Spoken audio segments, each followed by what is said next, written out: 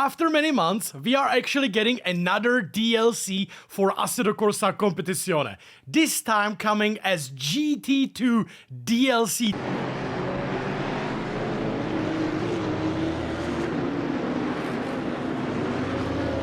Now this DLC comes with a brand new class and several new cars into the game, but I think like one of the biggest selling points for this new DLC is the racetrack.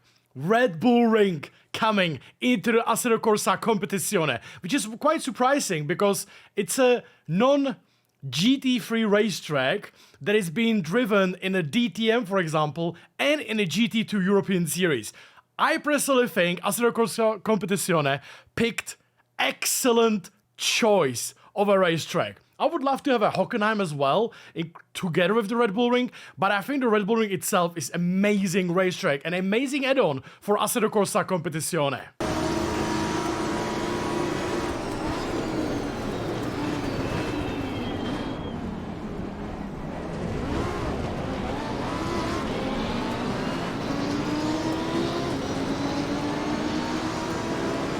Cars coming with the pack are Maserati MC20, KTM X-Bow, Mercedes-AMG, Porsche 991, Porsche 935 Moby Dick car, and Audi R8 LMS. I also forgot to say and mention that we have a Discord, Twitter and so on, but we also have a website, the link is below the video, and I uploaded some of the GT2 base setups from me for all the cars, so when you go into the DLC and drive instantly, you will know and have like a very base setup. It's actually really drivable on the Red Bull Ring, and I think you can like it maybe. You might be enjoying it a little bit more than driving an aggressive default. Now, I've already tested all the cars, and I must say, I'm very impressed with the GT2. I would say that Assetto Corsa did very good job with those cars in terms of physics and everything. I'm not sure about the BOP. We will obviously be talking about the BOP in the next coming weeks. Together with this update, obviously we have the Red Bull Ring, and as I said already on my streams, I think the Red Bull Ring is like the massive selling point for this, because the track, in my opinion, it's one of the best racetracks in the world for sim racing or racing in general. Why do I think so? I feel like, in my opinion, in my own list, I have like Nordschleife on number 1, you know, the best track in the world.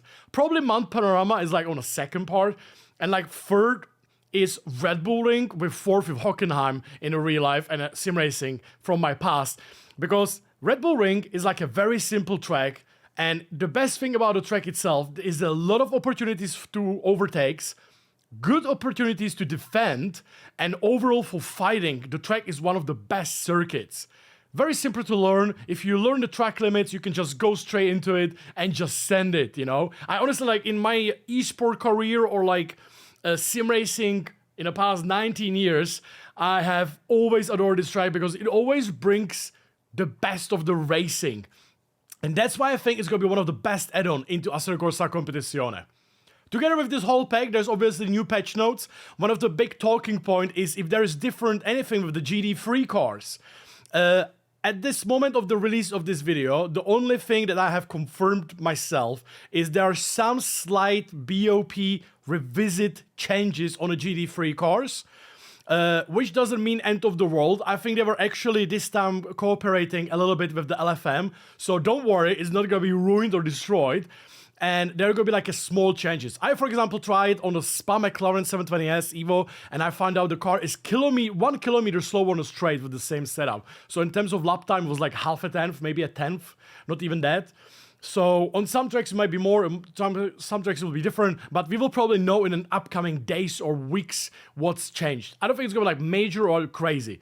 The most important about this though is I think the Lexus and Nissan and cars like that, thanks to my teammate Valentin and George and such, are actually known now for getting a bit of an update. So if you like Lexus, for example, I think the car will slowly be coming back into the game, because obviously the car is racing in the 2024 GT World Challenge, and there's a new version of the Lexus coming in 2025 or 2026, and the car got, I think, revisited. The same goes for Nissan GDR 2018 and maybe some other cars, but we will have to see for ourselves. But I would say, like, maybe with the custom BOP, these cars will be competitive as well. I'm personally very, very curious. But don't be afraid of, like, crazy changes, guys. I don't think it's going to be, like, anything major or anything crazy.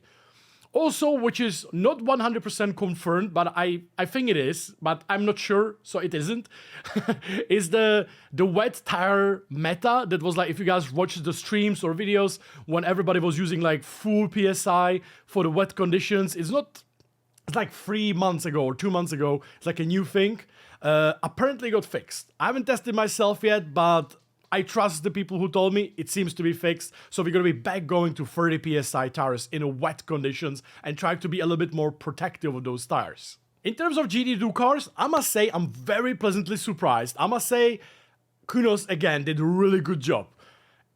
One negative, personally, I have some sounds of the cars are like a bit of a fade. Like, I don't know, I personally feel like Maserati sound, like, I don't know if the sounds are like 1-to-1 to the real car, guys. Like, Audi sounds great, it should be, and so on. But Merc, for example, sounds very weird to me. Like, inside sounds like a normal Merc, like GT3, but outside it sounds like a completely different car, which I don't know, I watched some videos on GT2 series. I'm not like 100% sure if it's like that or that or that. I feel like Kunos could have done a little better job with the sounds. This is not like a too negative. I think the sounds are still pretty damn good. Like KTM sounds really good. You know, the Maserati sounds very good. Very similar to 296 actually. Porsches are very restricted on exhaust, so they're like diesel cars almost. But I would say like first impression, pretty good in that area. I would say the sounds could be better, but it's not the end of the world. Like, I think still good job, you know? In terms of physics, I think you will really enjoy the GT2 cars. Because, first important to say, GT2 class is created for like a gentleman drivers to like, you have like a GT4, then you go to GT2, and then you go to GT3, you know? And the GT2 cars are very close to the GT3s already, because they are very like almost unrestricted in terms of horsepower. You have, for example, AMG that has 700 horsepower. So it's like a machine on a straight. And then you have the others, and they are working really good with the TC and ABS. I found out with some cars it's a little bit better to not use TC because it's very forgiving.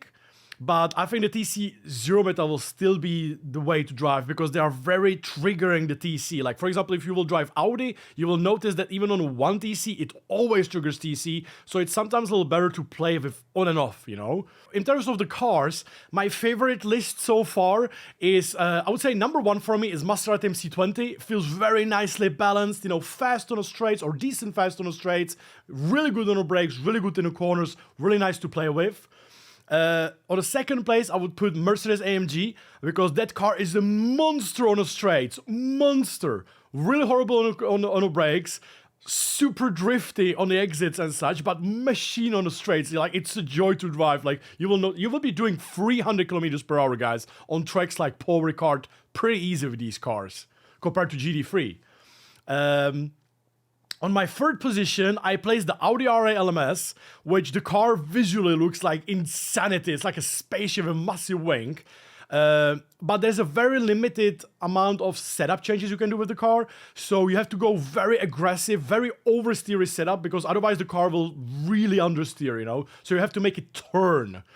And that's my P3. Then P4, I would put KTM, which is like obviously very slow on the slower on the straights, insane on the brakes, but it might be a little depressing to race with because obviously if you get overtaken with AMG, you just can't overtake it back, you know?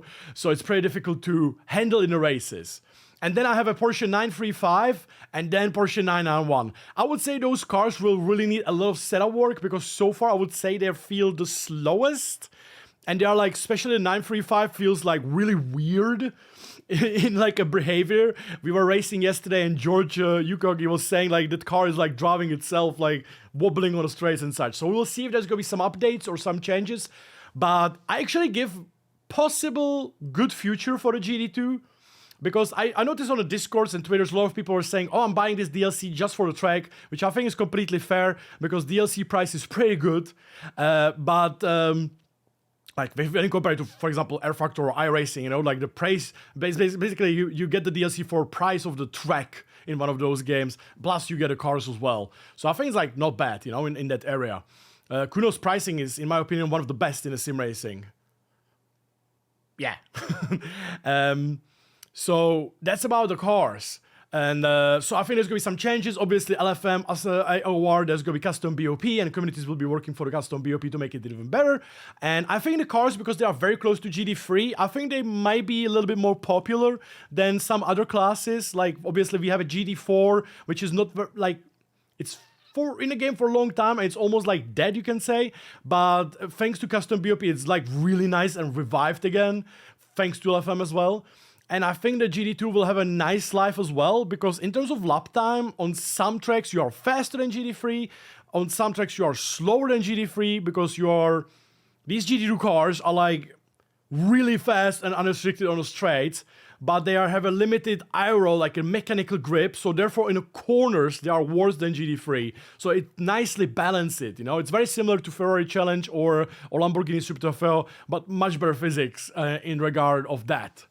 So, yeah. So, guys, let me know what you think about the GT2 DLC. I'm actually very excited, like, especially the Red Bull Ring. That's, like, 10 out of the 10. I'm very, very happy with that track. Like, if I could imagine all the tracks in the world to be put in ACC, it's obviously Nordschleife, Mount Panorama, which we already have, and, like, Hockenheim, which unfortunately not yet or not, and then Red Bull Ring, because I just love that track so much. It's so good for racing.